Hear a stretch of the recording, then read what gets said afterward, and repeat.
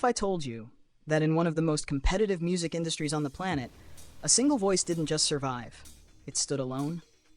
No group, no safety net, no shared spotlight, just one artist, carrying the weight of expectation, legacy, and millions of hearts, and still rising higher.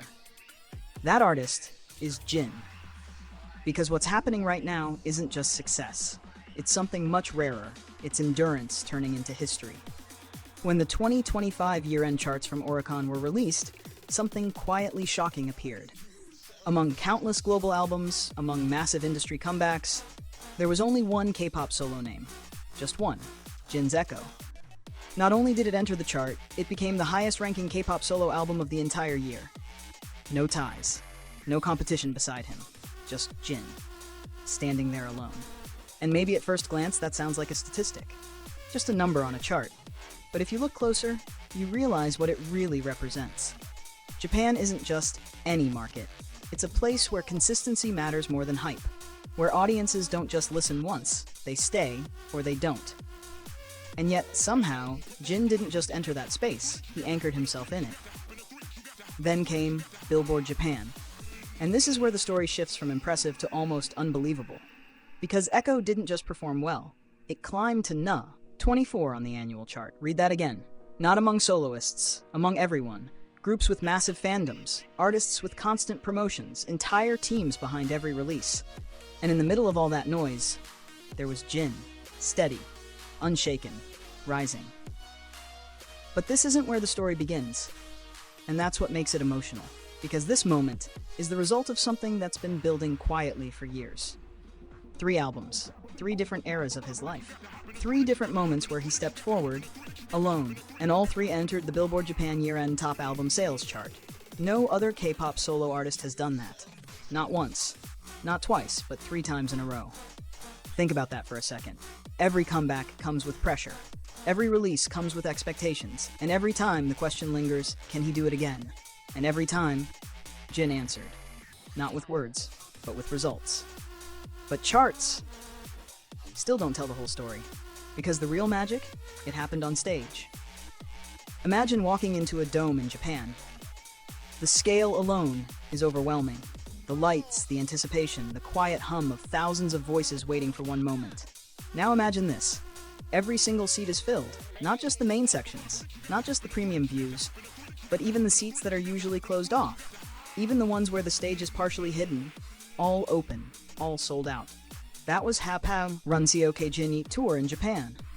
A solo concert, no group members beside him, no shared energy to rely on, just Jin and tens of thousands of people who showed up for him. And when the music started, something shifted. He wasn't just performing, he was connecting. Every note carried emotion, every pause felt intentional, every glance into the crowd felt like it meant something. And then, the wave. A sea of fans moving together, light sticks glowing, voices echoing through the dome. It wasn't just beautiful, it was overwhelming. The kind of moment that makes you realize, this isn't just a concert. It's a memory people will carry for the rest of their lives.